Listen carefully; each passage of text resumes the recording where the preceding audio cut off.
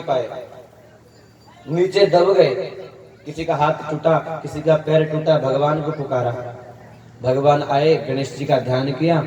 गणेश जी महाराज विघ्न हरता है, और अगर विघ्न करता बन जाए तो कोई काम सफल नहीं हो पाता है। इसलिए कोई भी काम करने से पहले भगवान गणेश की वंदना कर लेनी चाहिए। परिणाम ये हुआ, भगवान नारायण आए, गणेश जी की वंदना की, मनी मन स्मरण करके खेल ही खेल में मंदराचल पर्वत को उठाया, उठा करके गरुड़ पे सवार किया और ला करके समुद्र के अंदर रख दिया। वासुकी नाग की रस्सी बनाई, एक तरफ देवता लगे, एक तरफ दैत्य लगे, समुद्र का मंथन प्रारंभ हुआ। सुखदेव जी कहते, राजन ऐसा मंथन हुआ कि देखने वाले देखते रह गए। बहुत समय तक मंथन किया, लेकिन समुद्र में से कुछ भी नहीं निकला।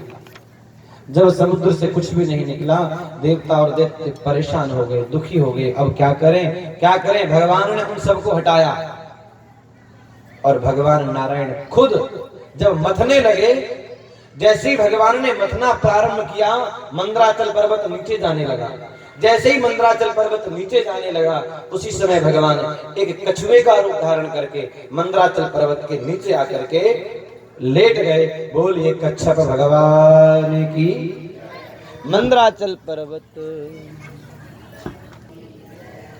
मंदराचल पर्वत भगवान की पीठ पे है, और जब भगवान मथ रहे हैं तो मंदराचल पर्वत के घूमने के कारण ऐसा लग रहा है मानो कि भगवान कच्छप की पीठ को सहला रहा हो।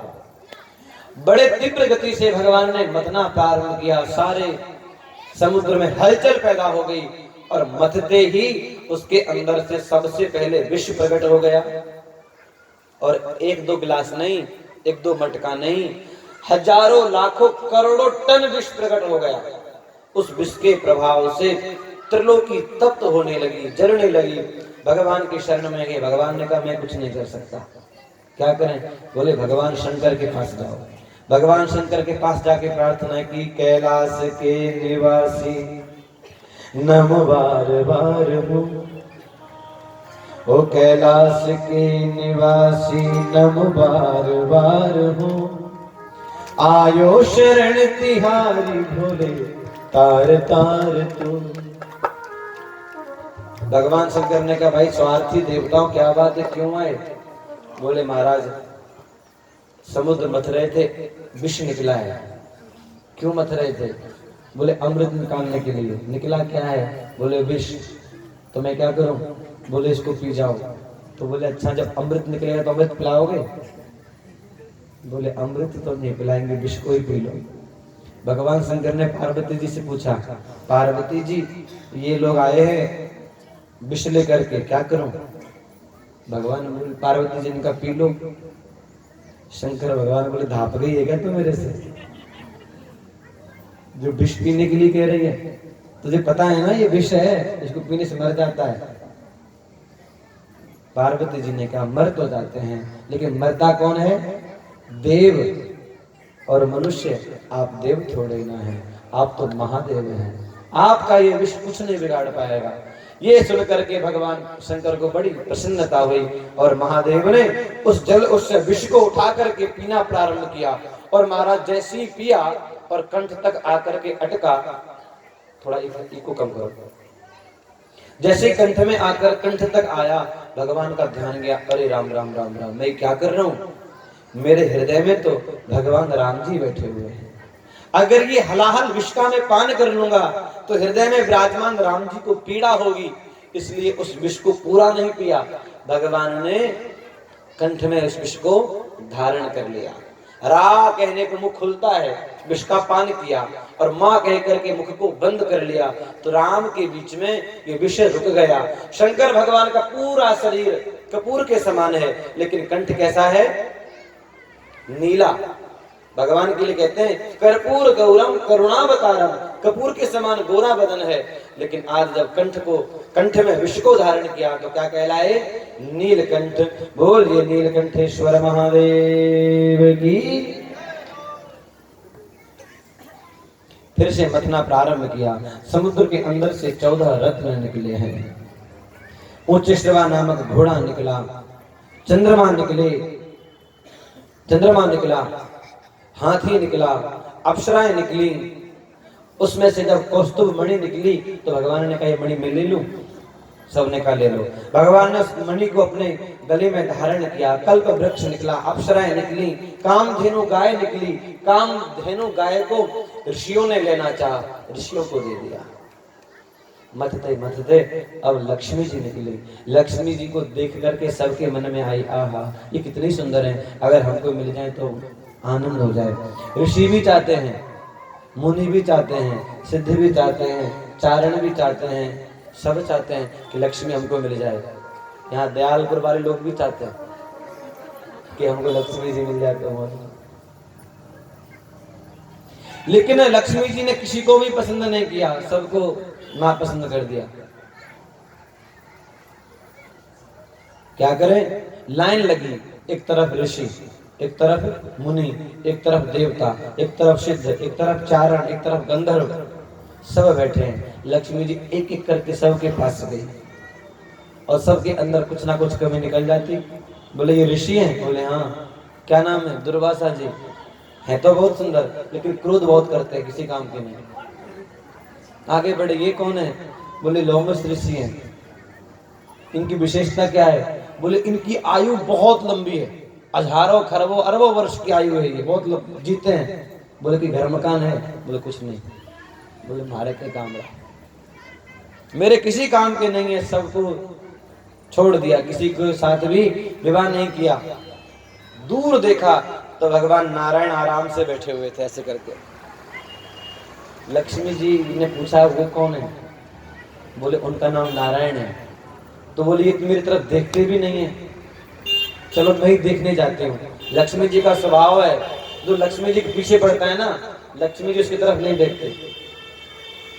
तो जो लक्ष्मी जी को नहीं देखता है, लक्ष्मी जी उसको देखती हैं। भगवान नारायण के पास में गई और जाके लक्ष्मी जी बोली सुनो जी। भगवान ने कहा कहिए। बोले हम आपको अपना पति बनाना चाहते हैं। भगवान ने कहा आप चाहते हैं तो हम भी तो आपको पत्नी बनाना चाहते हैं। और महाराज विवाह कर दिया। तब से हमारे भगवान पहले तो नारायण थे, लेकिन जब से लक्ष्मी जी के साथ विवाह हो गया तब से क्या कहलाए? लक्ष्मी नारायण। बोलिए लक्ष्मी नारायण भगवान की। फिर से समुद्र को बथना प्रारंभ किया और अब की बार भगवान ने अपने हाथों से ऐसा समुद्र का मंथन किया, ऐसा मंथन किया, उसके अंदर से भगवान धनवंतरी हाथ में अमृत का कलश लेकर के प्रकट हो गए। बोलिए धनवंतरी भगवान की। मैं धीरे बोलता हूँ, आप लोग भी धीरे बोलते हो। मैं जोर से बोलता हूँ, आप लोग भी जोर से बोलते हो। अरे भैया मैं तो धीरे इसलिए बोलता हूँ क्योंकि मैं लगातार बोल रहा हूँ, आप तो कभी कभी बोलते, इसलिए थोड़ा जोर से बोला करो। बोलिए धनवंतरी भगवान की।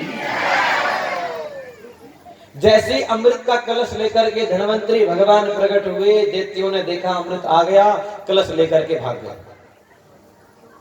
अब देवता माथे पे हाथ धर के रोना शुरू कर दिए। हाय मेहनत तो हमने भी की थी,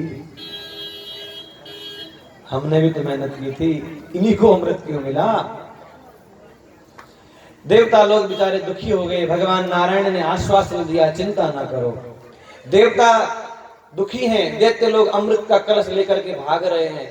दैत्य जिस तरफ जा रहे हैं भगवान उनके सामने से आहा मोहिनी रूप धारण करके प्रकट हो गए। कैसा रूप?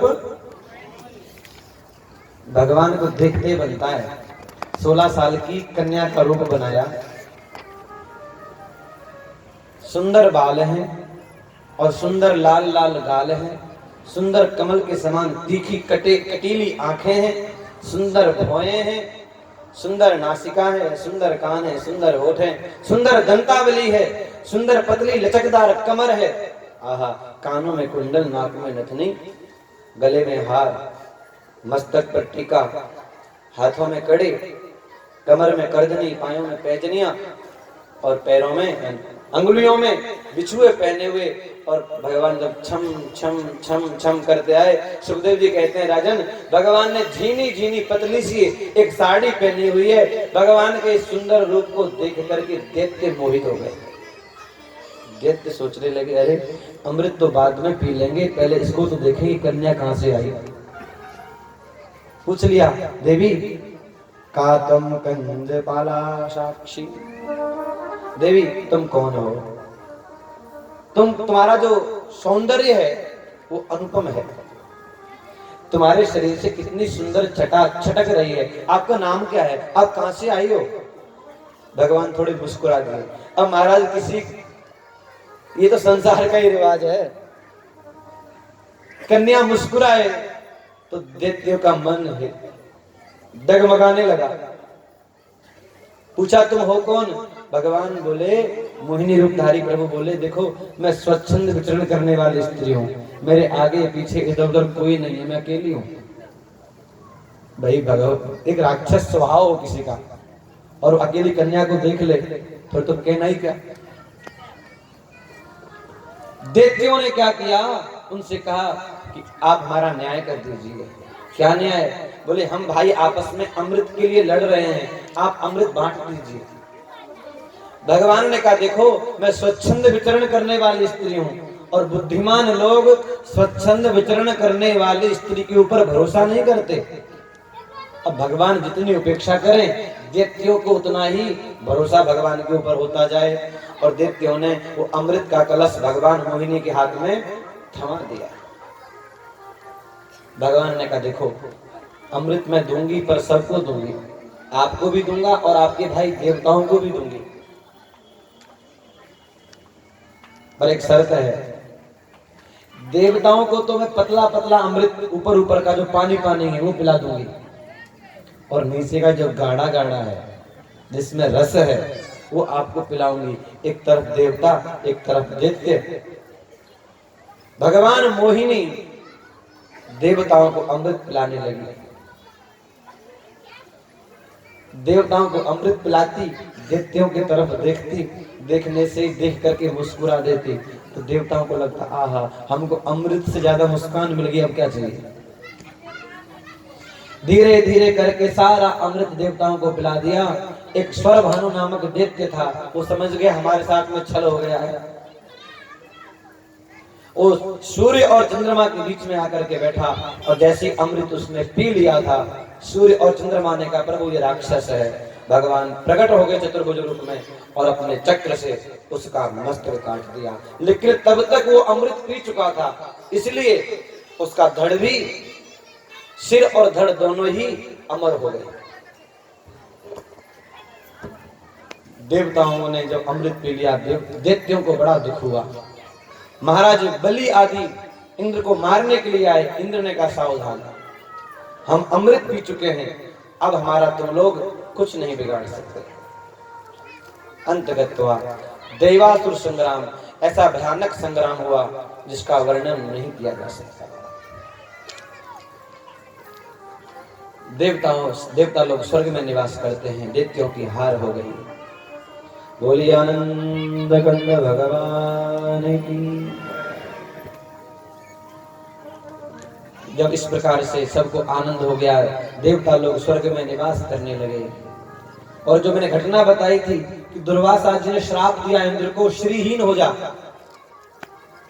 ये बात शुक्राचार्य जी को मालूम चल गया। शुक्राचार्य जी ने इंद्र को आदेश दिया, राजा बलि को कहा कि राजा बलि, अब तुम्हें विलंब नहीं करना चाहिए, मैं अपने मंत्रों के प्रभाव से तुम्हें अस्त्र शस्त्र और रथ प्रदान करता हूँ, उसको लेकर के तुम स्वर्ग में जाओ और स्वर्ग पर विजय प्राप्त करो। गुरु की कृपा की शक्ति को लेकर के महाराज बलि दैत्यों को साथ लेकर स्वर्ग पर चढ़ाई की है, देवताओं को हरा दिया और त्रिलोकी पर दैत्यों ने विजय कर ली। बोलिए आनंद कंद भगवान की।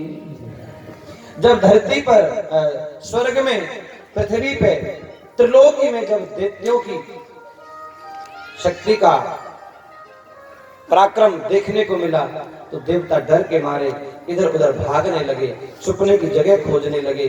जब इस प्रकार अपने बेटों को माता अदिति ने देखा, बड़ा कष्ट हुआ। कोई भी माँ अपने किसी भी बच्चे को दुखी नहीं देख सकती। माता अदिति ने कश्यप जी से प्रार्थना की कि स्वामी, मेरे पति, मेरे बच्चे बन बन भटक रहे हैं, उनका राजपाट छिन गया, स्वर्ग छिन गया, उन्हें रहने के लिए भी कोई स्थान नहीं मिला है, आप कृपा करके कोई स्थान बताएं, कोई उपाय बताएं। तो कश्यप जी ने माता अदिति को पयोव्रत का उपदेश दिया है। ये उपदेश जो व्रत बताया, इस व्रत में क्या करना चाहिए? शुक्ल पक्ष के फाल्गुन के शुक्ल पक्ष में 12 दिन केवल दूध पीकर रहे और परम भक्ति से भगवान कमल नयन की पूजा करे। अमावस्या के दिन यदि मिल सके तो सुअर की खोदी हुई मिट्टी से अपना शरीर मलकर नदी में स्नान करे, फिर मंत्र से भगवान को पुकारे। इस प्रकार करने से भगवान प्रकट हो जाते हैं और भगवान वरदान देते हैं। माता अदिति ने इसी प्रकार भगवान से प्रार्थना की। भगवान प्रकट होकर के बोले कि हे अदिति माँ, आप चिंता ना करें, बहुत जल्दी ही मैं आपके घर आपका पुत्र बन करके आऊंगा और आपके पुत्रों का जो स्वर्ग आदि राज छिन गया है वो पुनः आपको दिलवा दूंगा। बोलिए आनंद कंद भगवान की। इस प्रकार से भगवान आश्वासन दे करके अंतर ध्यान हो गए।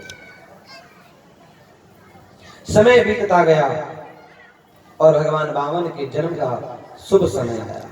जिस समय भगवान ने जन्म ग्रहण किया उस समय चंद्रमा श्रवण नक्षत्र पर थे। भाद्रपद मास के शुक्ल पक्ष की श्रवण नक्षत्र वाली द्वादशी तिथि थी। अभिजित मुहूर्त में भगवान का जन्म हुआ। बोलिए वामन भगवान की। आज भगवान ऋषियों के वंश में प्रकट हुए हैं, इसलिए ऋषियों को बड़ा आनंद हुआ।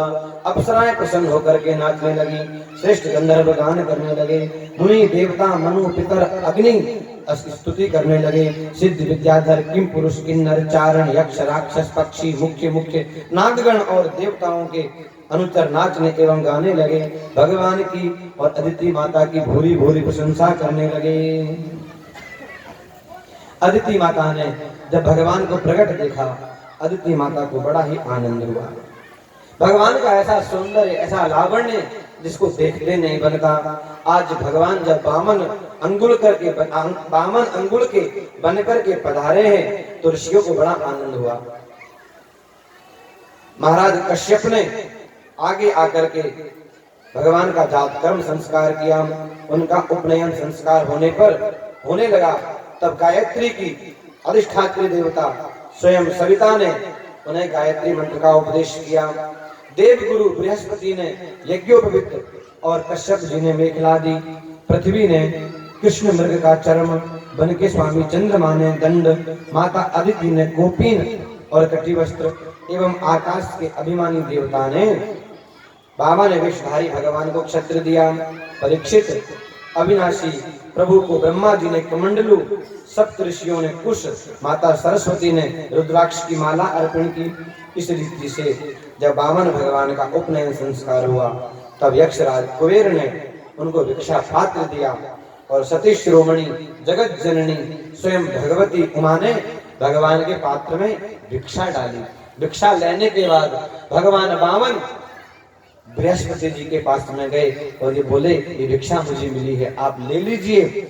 बृहस्पति जी ने कहा कि आप मेरे शिष्य हैं, मुझे भिक्षा में ये नहीं चाहिए, मुझे भिक्षा में त्रिलोकी चाहिए। ये वचन सुनकर के भगवान धीरे धीरे, हाथ में छत्र है, कमंडलू है, कुशासन है और हाथ में एक लकुटी है, धीरे धीरे पैर में सुंदर छोटे छोटे खड़ाऊ हैं, पहन करके राजा बलि के दरबार पे गए हैं। महाराज बलि यज्ञ की प्रतिज्ञा करके, यज्ञ करने का संकल्प करके यज्ञशाला में बैठे हुए हैं। द्वारपाल ने आकर के कहा, महाराज आपके द्वार पे एक ब्राह्मण आए हैं जो आपसे कुछ याचना करना चाहते हैं, आप चलें। राजा बलि ने कहा कि कौन ब्राह्मण है? मैं अभी यज्ञ का संकल्प लेकर के बैठा हूं, लेकिन पुनः याद आया कि याचक को वस्तु पहले देनी चाहिए, मेरे सारे सत्कर्म हैं वो मैं पुनः कर लूंगा। उठ खड़े हुए और महाराज बामन को भिक्षा देने के लिए द्वार पर आए हैं। तेरे द्वार खड़ा भगवान,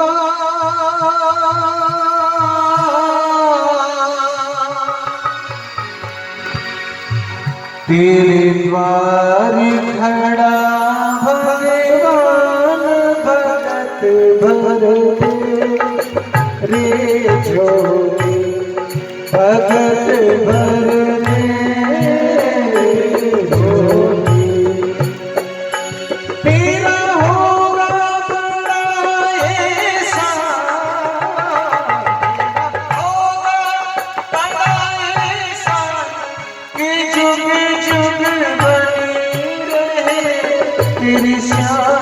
भगत भर झोली, भगत भर झोली, तेरे द्वार खड़ा भगवान, भगत भर झोली, भगत भर झोली।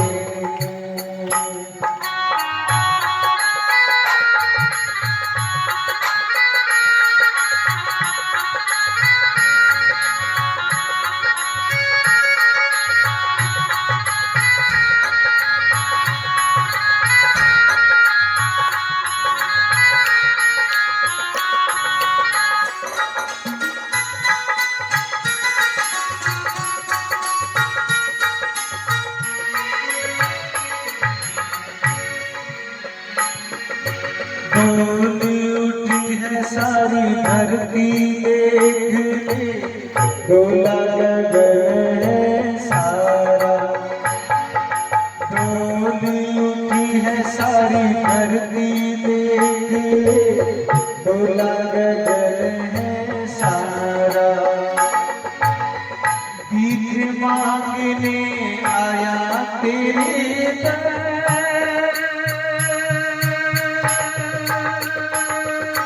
जगत का पालनहार रे, जगत का पालनहार, भीख मांगने आया तेरे दर, जगत का पालनहार रे, जगत का पालनहार। तू छोड़ सकल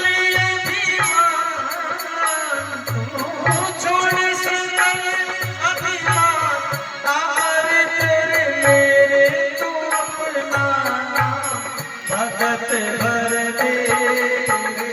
झोली, भगत भर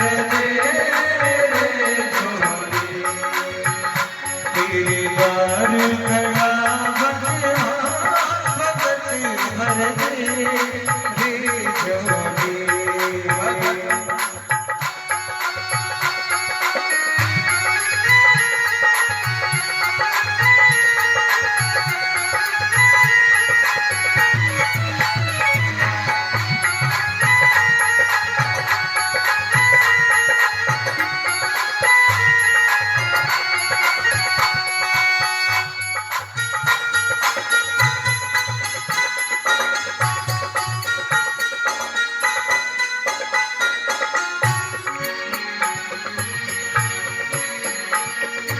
आज लुटा दे सर्वस्व अपना, मान ले कहना मेरा, आज लुटा दे सर्वस्व अपना, मान ले कहना मेरा, मिट जाएगा जग में तेरा, जन्म जन्म का फेरा रे, जन्म जन्म का फेरा, मिट जाएगा जग में तेरा, जन्म जन्म का फेरा रे, जन्म जन्म का फेरा। तू छोड़ सकल अभिमान, तू छोड़ सकल अभिमान, हमारे कर दे तू अपना,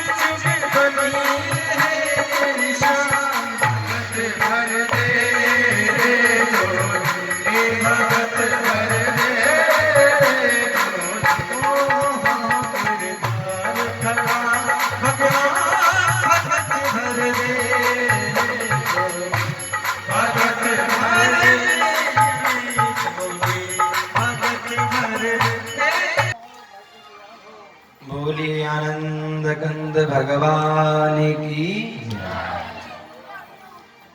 महाराज बलि द्वार पे आए और क्या देखा, एक 52 अंगुल की ऋषि कुमार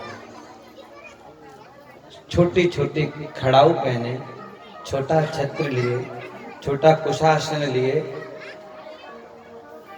द्वार पे खड़े हैं। महाराज बलि ने कहा, स्वागतम ते नमस्तुभ्यं ब्रह्मन् किं करवाम ते महर्षीणां तपः साक्षात् मन्ये त्वार्य वपुर्धरम्। हे ब्राह्मण कुमार, आप आज मेरे द्वार पे पधारे।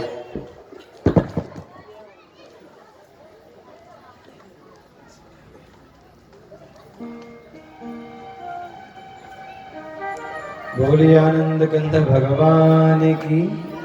भगवान ऐसे थोड़ी ना आ जाएंगे, भगवान खुद ही लेट करवा रहे हैं, बाद में मुझे दोष मत देना है। हे प्रभु, मैं आपको नमस्कार करता हूँ, आज्ञा दीजिए मैं आपकी क्या सेवा करूं। आपको देख करके ऐसा लगता है मानो महर्षि नाम तपः साक्षात, बड़े बड़े महर्षियों की तपस्या ही स्वयं मूर्तिमान होकर के मेरे सामने आई हो। आपके मुखमंडल का तेज, आपके चेहरे की लालिमा देखते बनती है। आज जब आप मेरे घर पधारे हैं, आपके आते ही मेरे पितर तृप्त हो गए, आज मेरा वंश पवित्र हो गया, आज मेरा यह यज्ञ सफल हो गया। आज्ञा करें मैं आपकी क्या सेवा करूं।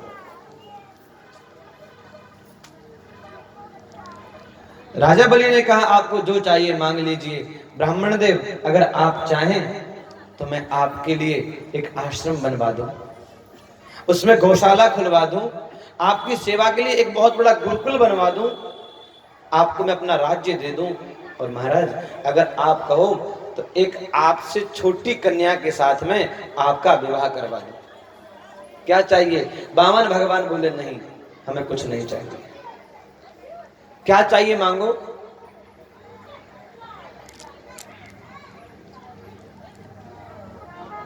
बामन भगवान बोले, हम ले तो लेंगे लेकिन तुम्हें संकल्प करना पड़ेगा। अरे भगवान चाहिए क्या? बोले, हमें 3 पग भूमि चाहिए, दोगे? राजा ने कहा, अरे महाराज आप इतने छोटे हो और आपके छोटे छोटे पैर, इन छोटे छोटे पैरों से आप ज्यादा भूमि नहीं नाप पाओगे। मैं कहता हूं आप चाहो तो आपके लिए आश्रम बना देता हूं, 3 पग भूमि का क्या करोगे? भगवान बोले कि ब्राह्मण को संतुष्ट होना चाहिए, और राजन मुझे 3 पग भूमि ही चाहिए, अगर देते हो तो हाँ करो, नहीं तो कोई बात नहीं। राजा ने कहा, दूंगा। भगवान ने कहा, ऐसे नहीं, पहले संकल्प करो। राजा बलि हंसने लगे, बोले, अरे छोटे से बटुक ब्रह्मचारी, 3 पग भूमि मांग रहे हो और उसमें भी संकल्प करने के लिए कहते हो। भगवान बोले, जब तक आप संकल्प नहीं करोगे तब तक हम भूमि नहीं लेंगे। राजा बोले, संकल्प करने लगे। शुक्राचार्य जी ने ध्यान धर के देखा, ये कौन है जो 3 पग भूमि के लिए संकल्प करने के लिए कह रहा है। ध्यान धर के देखा, मालूम चला ये तो जगत के नारायण है। आकर के बलि को समझाया, महाराज बलि संकल्प मत कर देना, ये कोई साधारण बटुक नहीं है, ये त्रिलोकी का नाथ है, साक्षात भगवान नारायण ही तुमसे आज याचना करने आए हैं। ये 3 पग भूमि में त्रिलोकी को नाप लेंगे, तुम्हारे पास रहने के लिए कुछ नहीं बचेगा। राजा बलि ने कहा महाराज मैं तो सबको दे देता हूँ, अगर आज त्रिलोकी नाथ आए हैं तो इनको कैसे मना कर सकता हूँ। और महाराज बलि संकल्प करने लगे। गुरु ने देखा ये बेट शिष्य मानेगा नहीं, तो कमंडलू में होता है ना वो जल लेने के लिए जो छेद होता है, उसके अंदर जाकर के बैठ गए शुक्राचार्य जी कि ना जल निकलेगा और ना संकल्प होगा। भगवान समझ गए। भगवान ने अपने आसन से एक सींक निकाली और उस छेद में डाली, और जैसे डाली महाराज शुक्राचार्य जी की आंख में लगी, आंख फूट गई। शुक्राचार्य जी भाग गए। जल हाथ में लेकर के महाराज बलि ने संकल्प किया, और संकल्प जैसे ही किया, संकल्प करते ही भगवान ने अपना शरीर बढ़ाना प्रारंभ कर दिया। ऐसा शरीर बढ़ाया, इतना लंबे चौड़े भगवान हो गए कि लिखा है कि बढ़ते बढ़ते बढ़ते बढ़ते भगवान का संपूर्ण शरीर सारे संसार में व्याप्त हो गया। पृथ्वी जल तेज वायु आकाश नदी पर्वत वृक्ष तारे सब के सब भगवान के शरीर में ही समा गए हो। इतना विशाल भगवान ने अपना शरीर बढ़ाया। और मेरे प्रभु ने एक पैर से ऊपर के सारे लोग नाप लिए, दूसरे पैर से नीचे के सारे लोग नाप लिए। अब तीसरा चरण रखने के लिए कोई जगह नहीं बची। भगवान ने अपने पार्षदों को आदेश दिया, पकड़ लो महाराज बलि को, बंदी बना लिया। भगवान ने कहा तुमने 3 पग देने का वादा किया था, अब मैं तीसरा चरण कहां रखूं। महाराज बलि ने कहा महाराज एक बात बताओ, सबसे बड़ा कौन होता है, धन या धन का मालिक? भगवान ने कहा धन का मालिक। तो बलि जी ने कहा कि 2 पग में आपने मेरी संपत्ति ले ली, अब ये तीसरा चरण मेरे मस्तक पे रख दीजिए। आहा, भक्त के कहने पर भगवान ने अपना तीसरा चरण महाराज बलि के मस्तक पे रखा है। राजा बलि धन्य धन्य हो गए। बोलिए आनंद कंद भगवान की। राजा बलि से संतुष्ट होकर के मेरे प्रभु ने राजा बलि को पाताल का राजा बना दिया। तदनंतर भगवान बोले तुमने मुझे प्रसन्न किया है, तुम मेरे से वरदान मांगो, क्या चाहिए? महाराज बलि ने कहा अगर आप देना ही चाहते हो तो इतना ही वरदान दे दो कि जब मैं अपने महल के अंदर जाऊं तो मुझे आपके दर्शन हो, और बाहर आऊं तो भी आपके दर्शन हो। भगवान बोले सीधे सीधे कहो ना कि चौकीदार बन जाओ। चौकीदार बनेंगे तभी तो आते जाते दर्शन होंगे। भगवान ने कहा तथास्तु। और पाताल के अंदर मेरे प्रभु राजा बलि के पहरेदार बने हैं। एक लाठी हाथ में लेके द्वार पे खड़े रहते हैं। राजा बलि जाते हैं तो भगवान नीचे मुख कर लेते हैं, फिर आते हैं, फिर नीचे मुख कर लेते हैं। कई वर्ष बीते। लक्ष्मी जी ने नारद जी से पूछा कि आजकल मेरे स्वामी पता नहीं कहाँ खो गए, दिखाई नहीं देते। नारद जी बोले आजकल आपके स्वामी नौकरी कर रहे हैं। किसकी? बोले महाराज बलि की। अच्छा। लक्ष्मी जी आई और महाराज बलि के राज्य में एक बहुत सुंदर बगीचा है, उस बगीचे में आकर के रुदन करने लगी। रोते हुई लक्ष्मी जी को देख करके महाराज बलि आए और पूछा देवी तुम कौन हो, क्यों रोते हो? लक्ष्मी जी ने कहा कि मेरे कोई भाई नहीं है, मैं भाई बनाना चाहती हूँ। महाराज बलि ने कहा मैं आपका भाई हूँ। उसी दिन लक्ष्मी जी ने महाराज बलि के हाथ में एक धागा बांधा, जिसे कहते हैं, उसी दिन से हम लोग क्या मनाने लगे? रक्षाबंधन। जब धागा बांधने पर लक्ष्मी जी और महाराज बलि भाई बहन बन गए तो बलि ने कहा आपने मुझे भाई बनाया है, आप कुछ मांग लीजिए। तो लक्ष्मी जी बोली आप दे देंगे? बोले हाँ। बोले आपके जो पहरेदार है ना, चौकीदार, वो हमको दे दो। वो क्यों चाहिए? बोले वो आपके तो चौकीदार हैं पर हमारे स्वामी हैं, हमारे पति देव हैं। आहा, आज श्री महाराज बलि का जीवन धन्य हो गया। जिनसे पहले नारायण मांगने आए और आज नारायण को मांगने के लिए साक्षात लक्ष्मी जी आई हैं। ऐसे भक्तों के तो भगवान पराधीन हो जाते हैं। बोलिए भक्त और उनके भगवान की। लक्ष्मी जी भगवान नारायण को लेकर के जब बैकुंठ में गई हैं, बैकुंठ में पहुंचने पर भगवान के पार्षदों ने बैकुंठ के अंदर 14 करोड़ दिए जलाए हैं। कितने?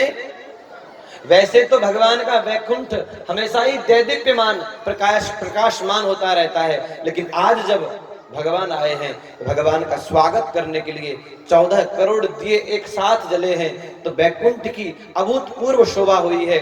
जब से ये उत्सव मनाया गया तभी से हम सभी लोग दीपावली मनाते हैं, और दीपावली के दिन हम अपने अपने घरों में दीप जलाते हैं। किस भाव से कि आज हमारे घर में लक्ष्मी जी और भगवान नारायण पधारेंगे। बोलिए आनंद कंद भगवान की।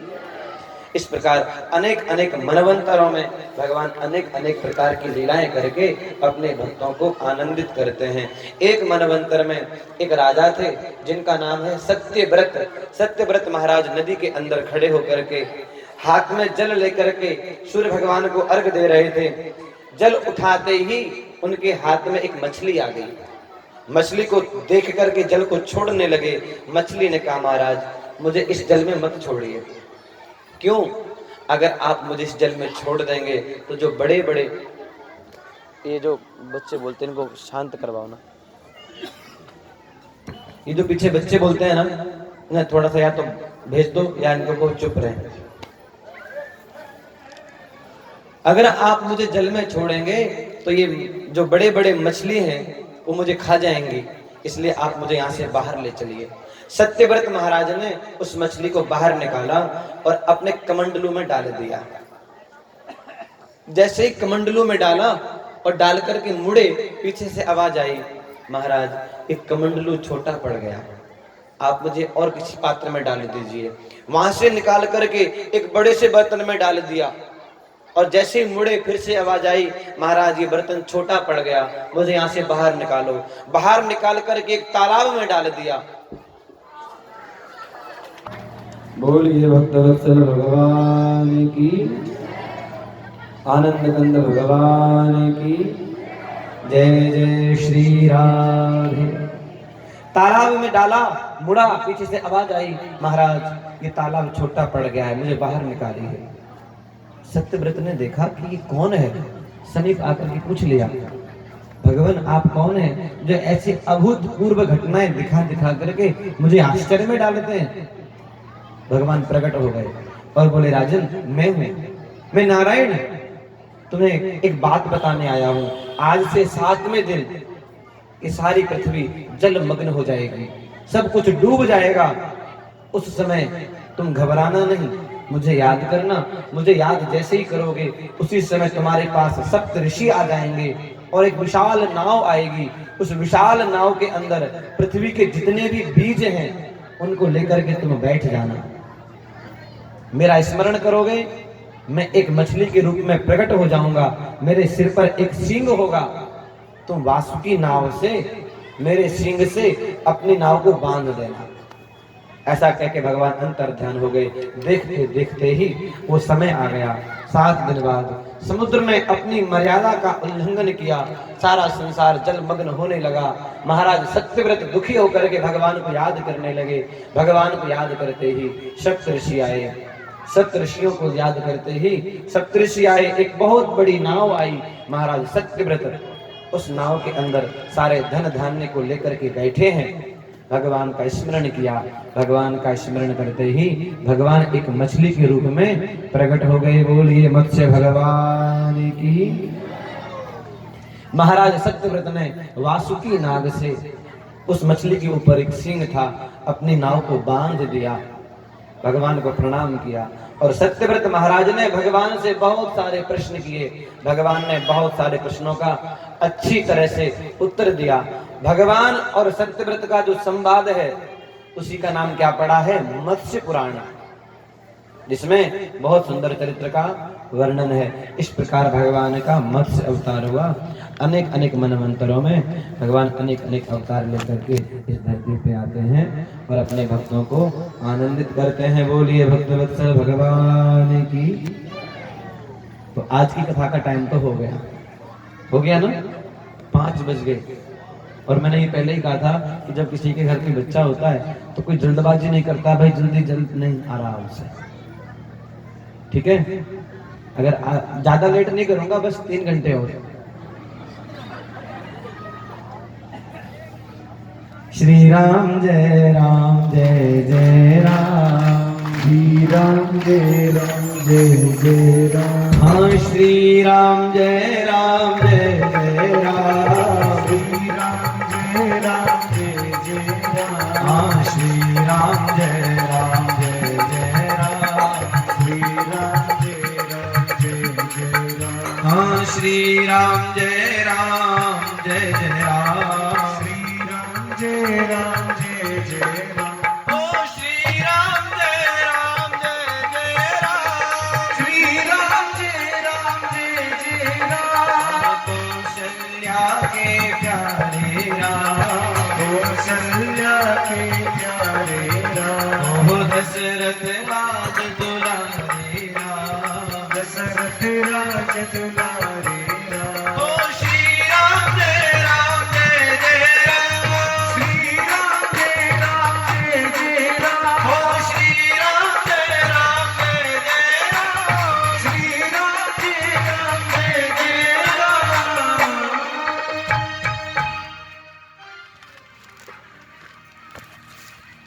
श्रीमद् भागवत के 8 स्कंद पूरे हुए हैं। अब 9वें स्कंद में प्रवेश करते हैं। 9वें स्कंद में 24 अध्याय हैं। 24 अध्यायों में 12 अध्यायों में सूर्य वंश का वर्णन है और 12 अध्यायों में चंद्र वंश का वर्णन है। लेकिन सुखदेव जी कहते हैं राजन, अगर मैं एक वंश का वर्णन विस्तार से करूंगा तो क्या होगा? बोले न शक्यते विस्तरतो वक्तुम वर्ष शतैरपि। अगर मैं 100 वर्षों में भी कहना चाहूं तो मैं नहीं कह पाऊंगा। इसलिए इन वर्णनों को आप संक्षेप में सुनिए। सबसे पहले सूर्य वंश का वर्णन बताते हैं। सूर्य वंश में भगवान राम जी का अवतार हुआ है। संक्षेप में सुनिए। भगवान नारायण के नाभि कमल से ब्रह्मा जी उत्पन्न हुए। ब्रह्मा जी के बेटा हुए मरीचि, मरीचि के हुए बेटा कश्यप और कश्यप के बेटा हुए विवस्वान सूर्य, जिनसे चला है सूर्य वंश। विवस्वान सूर्य के हुए पुत्र हुए श्रद्धादेव मनु, जिनकी श्रद्धा नामक पत्नी से कोई संतान नहीं हुई। एक बात ध्यान देना, सूर्य वंश में जितने भी राजा हुए हैं सबके सब राजाओं को एक परेशानी रही है। कौन सी? इनके घर आसानी से बच्चे नहीं होते, सबको तकलीफ उठानी पड़ती है। मनु महाराज चाहते थे कि मेरे घर में कन्या का जन्म हो, और उनकी जो पत्नी है श्रद्धा, वो मनु महाराज चाहते थे पुत्र हो और श्रद्धा चाहती थी कि पुत्री हो। मनु महाराज ने वशिष्ठ जी को बुलाया और कहा, महाराज एक ऐसा यज्ञ कर दो जिसके अंदर एक पुत्र की मुझे प्राप्ति हो जाए। उनकी पत्नी ने, महारानी ने ब्राह्मणों को बुला के कहा, ब्राह्मणों अगर तुम मंत्र थोड़े बदल दो, पुत्र की जगह पुत्री वाले मंत्र पढ़ दो तो मुंह मांगा धन दूंगी। ब्राह्मण तो लालची होते ही है, लालच में आ गए और महाराज मंत्र बदल दिए। यज्ञ हो गया। कुछ समय बाद में एक कन्या का जन्म हुआ। बड़ा दुख हुआ महाराज को। गुरुजी से कहा, गुरुजी ये गड़बड़ी कैसे हो गई? गुरुजी ने ब्राह्मणों को बुलाया, ब्राह्मणों ये क्या हुआ? ब्राह्मण बोले, महाराज हम क्या करें, इनके घर में ही एक दूसरे से ये दोनों आपस में पक्के नहीं थे। पुत्र चाहिए कि पुत्री, महाराज को चाहिए था पुत्र, महारानी को चाहिए था पुत्री। हमने पुत्री वाला मंत्र पढ़ दिया। बड़ा दुख हुआ, क्या करें? गुरुदेव ने कहा, चिंता मत करो, ये जो पुत्री है 1 महीना पुत्र बन करके रहेगा और 1 महीने पुत्री बन के रहेगा। दोनों का काम बन जाएगा, दोनों की इच्छा पूरी हो जाएगी। बाद में मनु महाराज के इक्ष्वाकु, नृग, शर्याति, दिष्ट, दृष्ट, करुष, नरिष्यन्ति, प्रश्रद्ध, नभग आदि 10 पुत्र हुए। इन 10 पुत्रों से ही सूर्य वंश का विस्तार हुआ है। इनमें शर्याति नाम के जो पुत्र थे उनकी एक बेटी हुई जिसका नाम था सुकन्या। सुकन्या का अर्थ क्या होता है? सु अर्थात अच्छी, कन्या अर्थात कन्या, अच्छे लक्षणों वाली कन्या। एक मैंने वो पढ़ा था, अच्छी सुकन्या अर्थात अच्छी कन्या। और अगर कोई अच्छी कन्या हो तो उसको सुकन्या कह सकते हैं, लेकिन अगर कोई अच्छा वर हो, अच्छा पति हो तो उसको सुवर नहीं कह सकते। सुकन्या तो कह सकते हैं लेकिन सुअर नहीं। मैंने किसी ने बताया था, वो जो शादियों में लिखते हैं ना, सौभाग्य कुंवरी या जो भी लिखते हैं कन्या के लिए,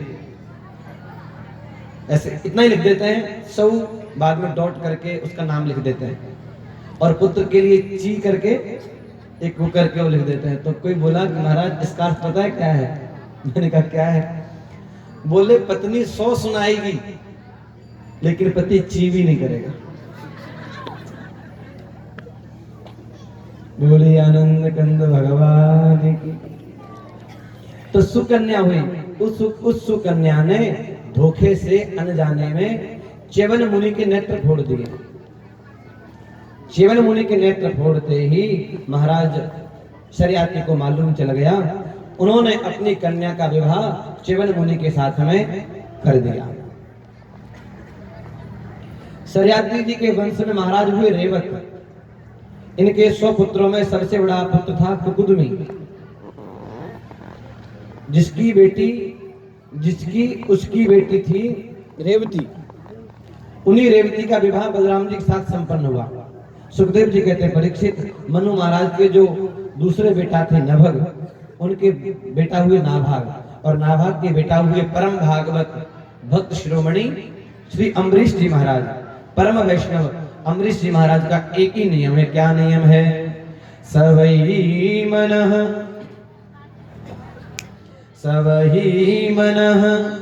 कृष्ण पदारविंदयोर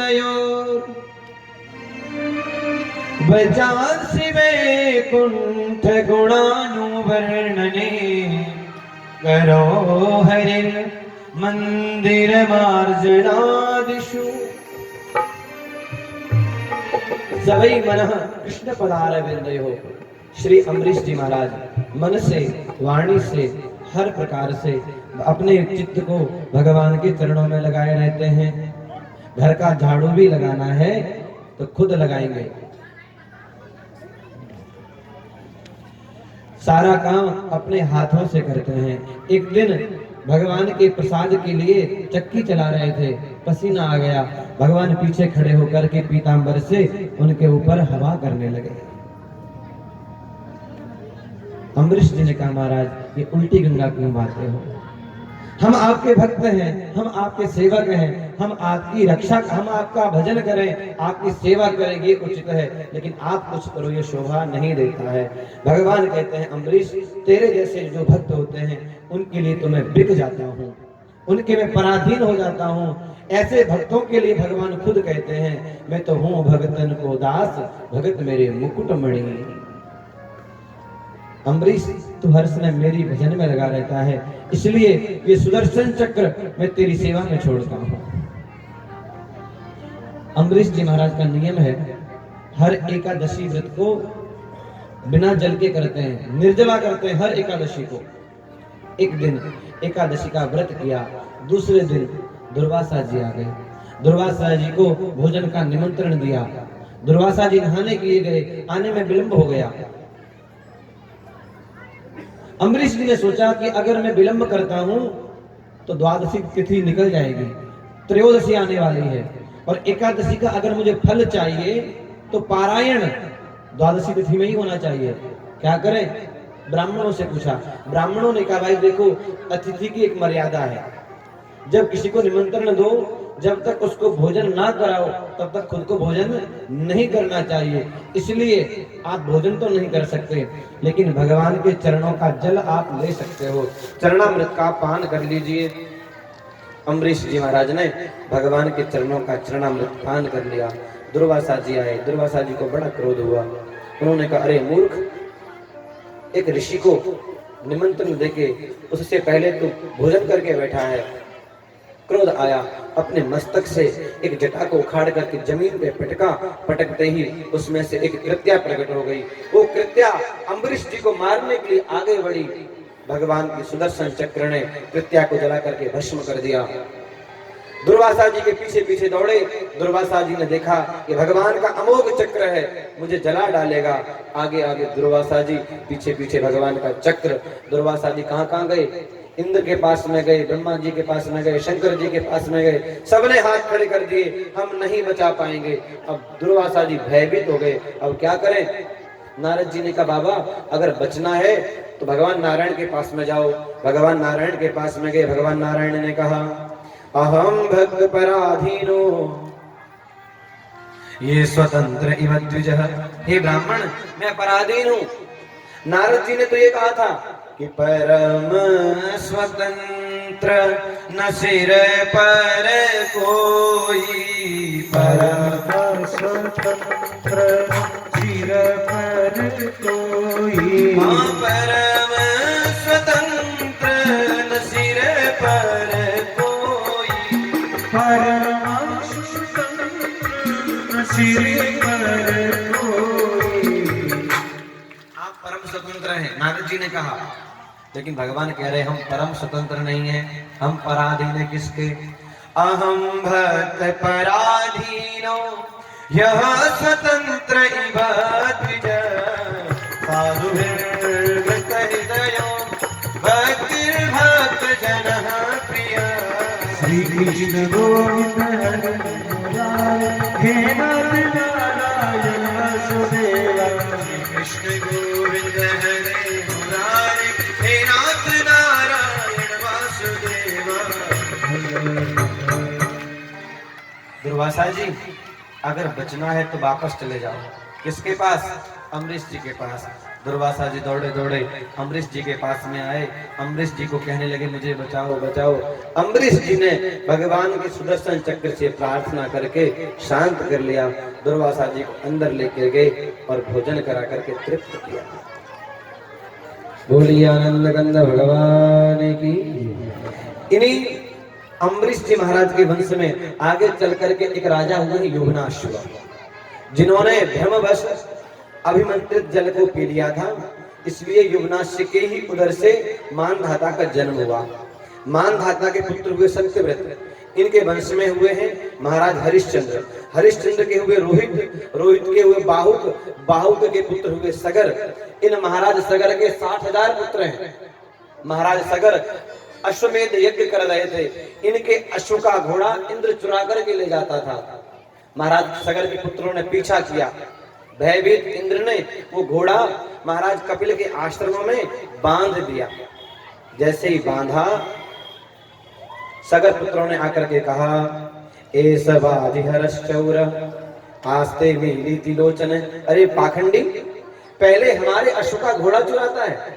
कपिल भगवान को देख के कहा पहले हमारे अश्व का घोड़ा चुराता है और फिर आंख मीच के भजन करता है, तू पाखंडी है। जोर जोर शब्द किया। महाराज कपिल के नेत्र खुले। नेत्र खुलते ही जैसे उन 60,000 पुत्रों को देखा, देखते ही सबके सब जल करके भस्म हो गए। महाराज सगर ने प्रार्थना की मेरे पुत्रों का उद्धार कैसे होगा। भगवान कपिल ने कहा अगर धरती पर गंगा माता आ जाएं, उनके जल के स्पर्श होते ही आपके पुत्रों का उद्धार हो जाएगा। बोलिए गंगा मैया की। महाराज सगर ने तपस्या की है, गंगा जी नहीं आई। सगर के बाद असमंजस के बाद अंशुमान, अंशुमान के बाद दिलीप और दिलीप के बाद में भागीरथ जी ने तपस्या की है। तो गंगा मैया प्रसन्न हो गई। वरदान मांगो। कहा मैया आप पृथ्वी पर आ जाइए।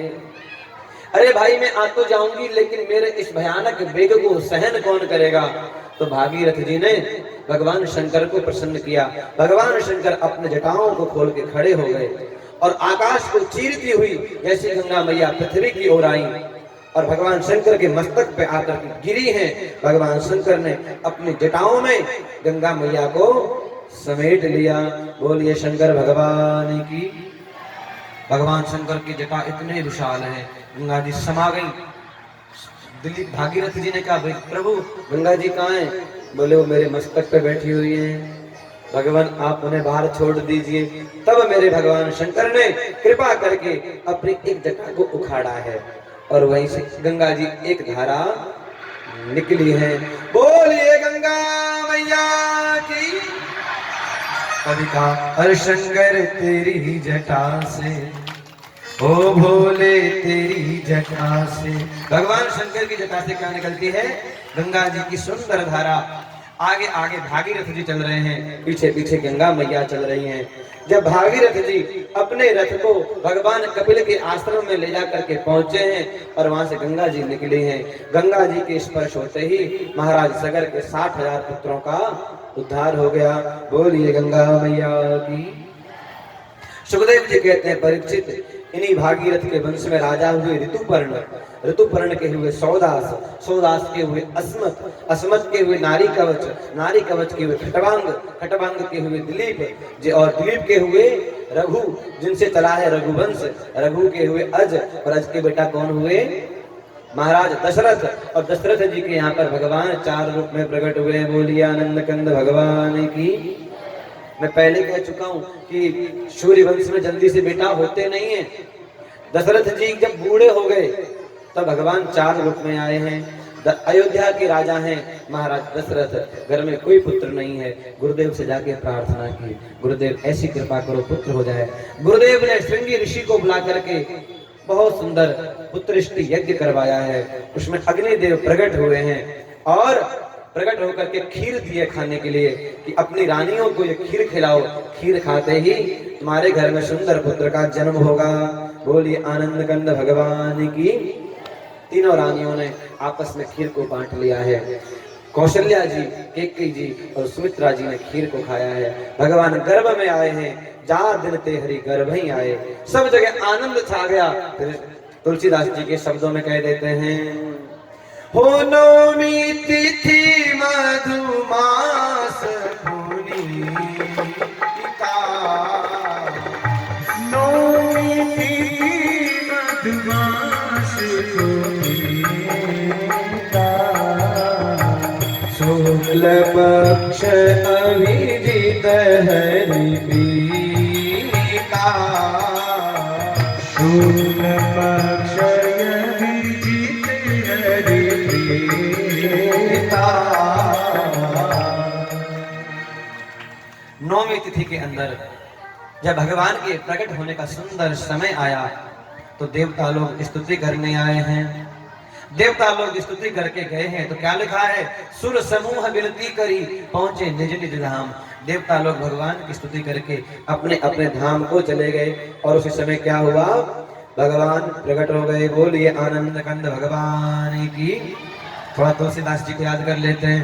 ओ भय प्रगट कृपाला दीन दयाला कौशल्या हितकारी हर्षित महतारी मुनि मन अद्भुत रूप विचारी, भूषण वनमाला नयन विशाला शोभा सिंधुधारी, भूषण वनमाला नयन विशाला शोभा सिंधुधारी, कई कर जोड़ी आस्तुति जोड़ी, कई विधि करो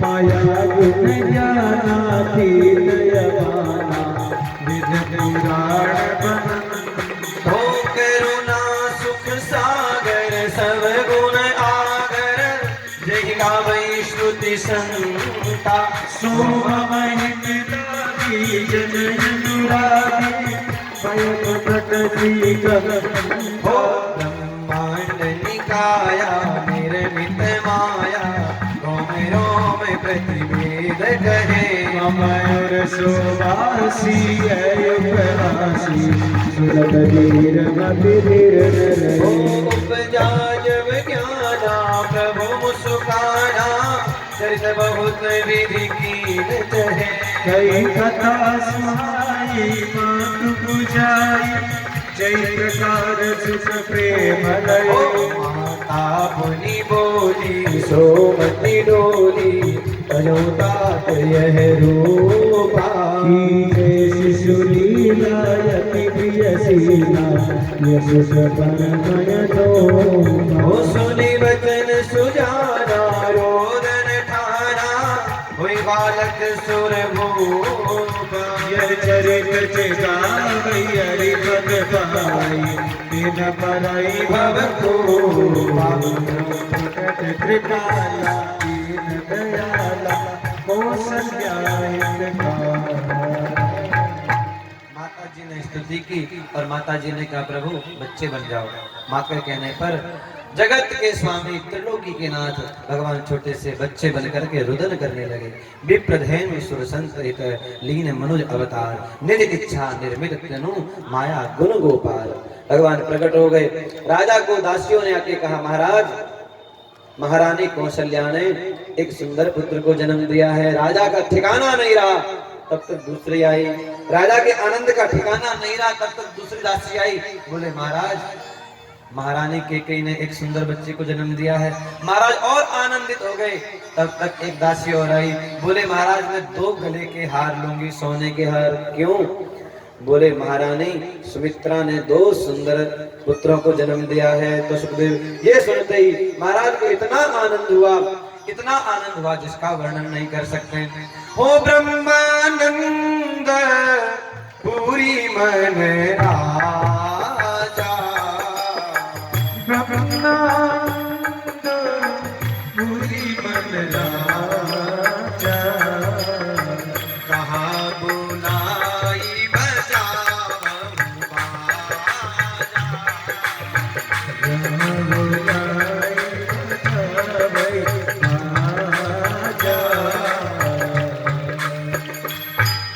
महाराज दशरथ जी को बड़ा आनंद हुआ। बहुत लोग याचना करने आए। आज जिसने जो मांगा महाराज दशरथ ने उसको वो दे दिया। सारे अयोध्या में बड़ा आनंद हो रहा है। आइए भगवान राम के चरित्र को एक बधाई के माध्यम से आप हम सभी सुने। चारों ललवा प्रगट भैया अवध में ललवा फटे। चारों ललवा प्रगट भैया अवध में ललवा फटे। ललवा फटे टोली मुरे रे ललवा फटे टोली मुरे रे झिड़ी झिड़ी झिड़ी झिड़ी झिड़ी झिड़ी तेरे गुलाब ललवा फटे। चारों ललवा प्रगट भैया अवध में ललवा फटे।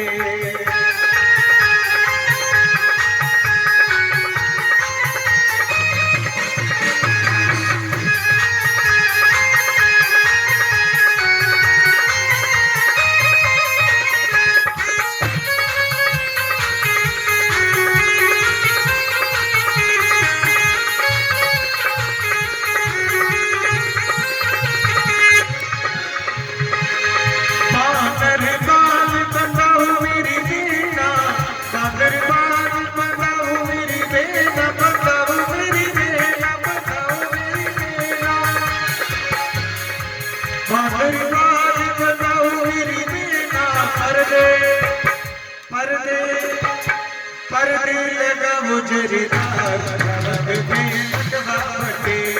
पर्दे लगाओ जरीदार अवध में ललवा फटे। वो चारों ललवा प्रगट भैया अवध में ललवा फटे। ललवा प्रगट भैया अवध में ललवा फटे।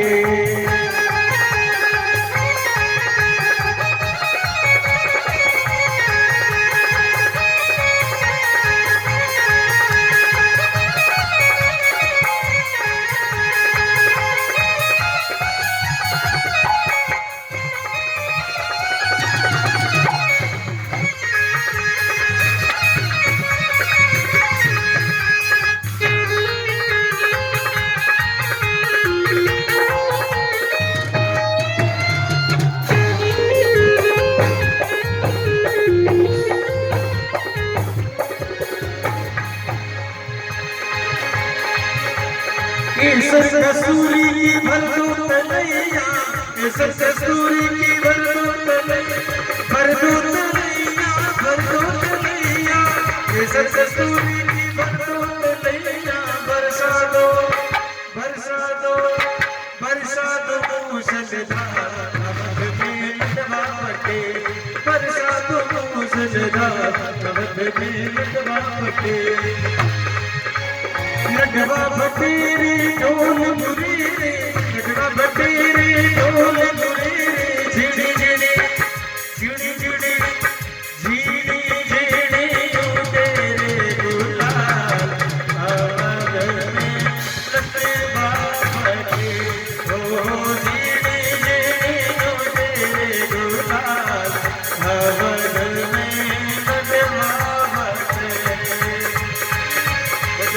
नंदवा प्रकट भैया आवा भी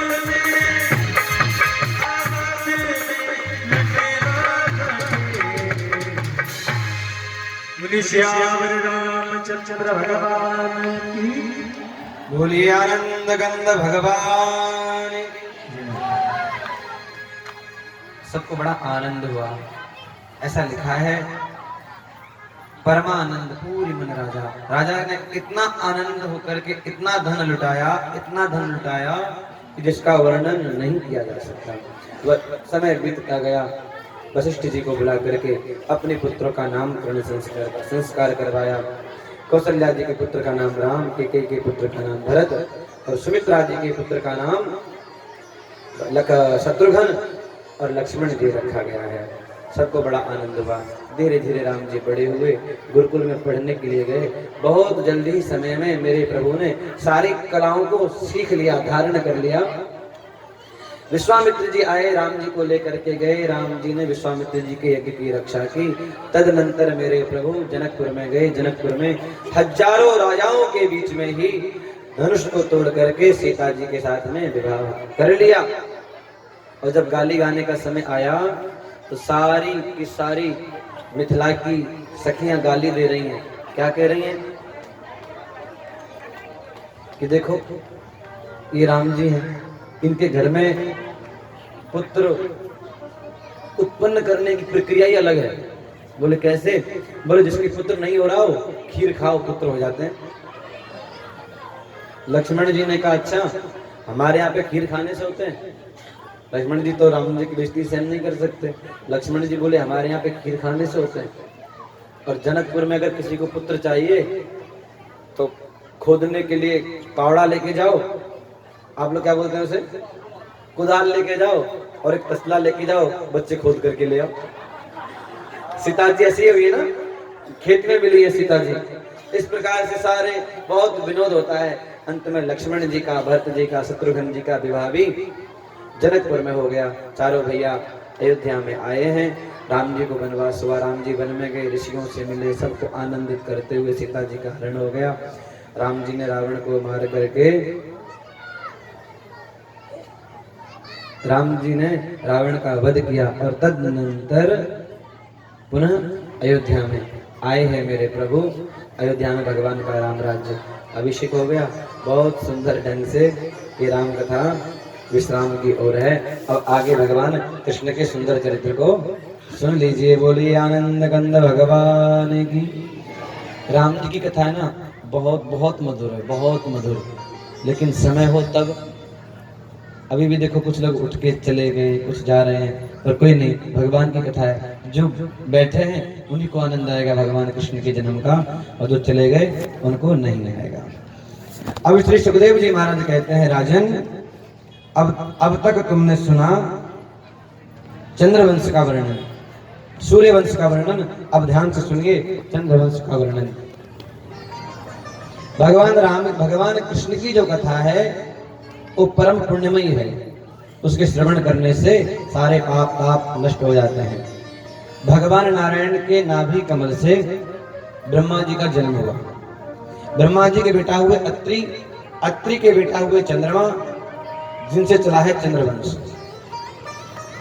चंद्रमा के बेटा हुए बुध, बुध के बेटा हुए पुररवा।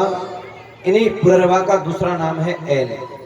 राजा एल का विवाह उर्वशी अप्सरा से हुआ तथा इनके आयु, श्रुतायु, सत्यायु, रय, जय, विजय आदि 6 बेटा हुए। इन्हीं के प्रतापी वंश में आगे चलकर महाराज नहुष का जन्म हुआ। नहुष के यति, ययाति, संयाति, अयति, वेति, कृति आदि 6 बेटा हुए। उनमें सबसे बड़ा बेटा ययाति सन्यासी हो गया।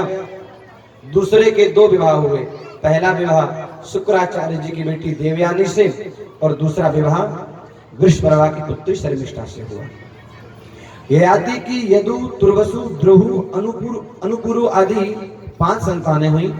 इन 5 संतानों में सबसे छोटे बेटे का नाम पुरु, जो पिता का अनन्य भक्त था। शुक्राचार्य जी के शाप से जब ययाति बूढ़े हो गए, वृद्धावस्था हो जाने पर पुरु ने अपनी युवा अवस्था दे करके पिताजी की वृद्धावस्था को धारण किया।